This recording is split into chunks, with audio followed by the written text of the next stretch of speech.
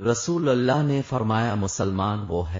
جس کی زبان اور ہاتھ سے مسلمان بچے رہیں، اور مہاجر وہ ہے جو ان کاموں کو چھوڑ دے جن سے اللہ نے منع فرمایا۔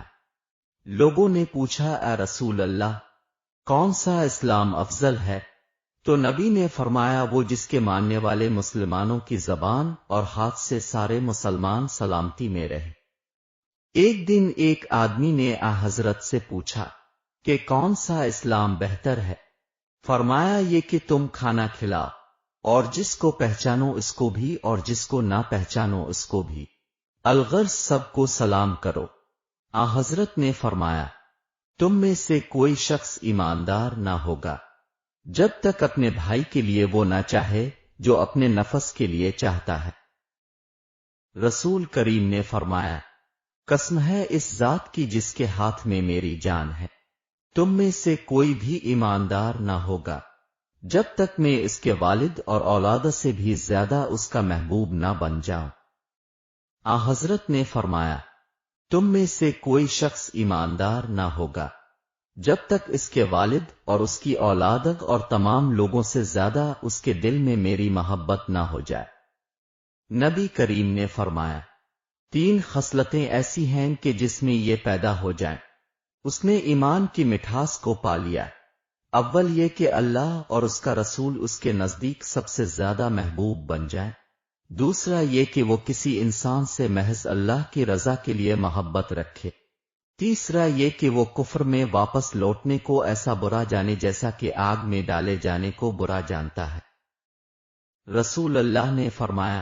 انصار سے محبت رکھنا ایمان کی نشانی ہے، اور انصار سے کینہ رکھنا نفاق کی نشانی ہے۔ عبادہ بن صامت رضی اللہ عنہ جو بدر کی لڑائی میں شریک تھے اور لیلۃ العقبہ کے 12 نقیبوہے میں سے تھے،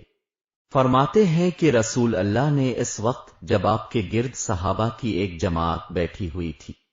فرمایا کہ مجھ سے بیعت کرو اس بات پر کہ اللہ کے ساتھ کسی کو شریک نہ کرو گے، چوری نہ کرو گے، زنا نہ کرو گے، اپنی اولاد کو قتل نہ کرو گے، اور نہ عمدنا کسی پر کوئی ناحق بہتان باندھو گے، اور کسی بھی اچھی بات میں خدا کی نافرمانی نہ کرو گے۔ جو کوئی تم میں اس عہد کو پورا کرے گا تو اس کا ثواب اللہ کے ذمے ہے، اور جو کوئی ان بری باتوں میں سے کسی کا ارتکاب کرے اور اسے دنیا میں اسلامی قانون کے تحت سزا دے دی گئی تو یہ سزا اس کے گناہوں کے لیے بدلہ ہو جائے گی، اور جو کوئی ان میں سے کسی بات میں مبتلا ہو گیا اور اللہ نے اس کے گناہ کو چھپا لیا تو پھر اس کا معاملہ اللہ کے حوالہ ہے، اگر چاہے معاف کرے اور اگر چاہے سزا دے دے۔ عبادہ کہتے ہیں کہ پھر ہم سب نے ان سب باتوں پر اب سے بیعت کر لی۔ رسول اللہ نے فرمایا وہ وقت قریب ہے جب مسلمان کا سب سے عمدہ مال اس کی بکریاں ہوں گی جن کے پیچھے وہ پہاڑوں کی چوٹیوں اور برساتی وادیوں میں اپنے دین کو بچانے کے لیے بھاگ جائے گا۔ رسول اللہ لوگوں کو کسی کام کا حکم دیتے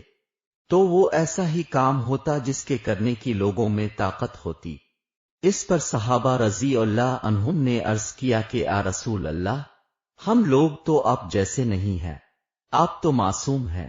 اور آپ کی اللہ پاک نے اگلی پچھلی سب لغزشیں معاف فرما دی ہیں، اس لیے ہمیں اپنے سے کچھ زیادہ عبادت کرنے کا حکم فرمائی۔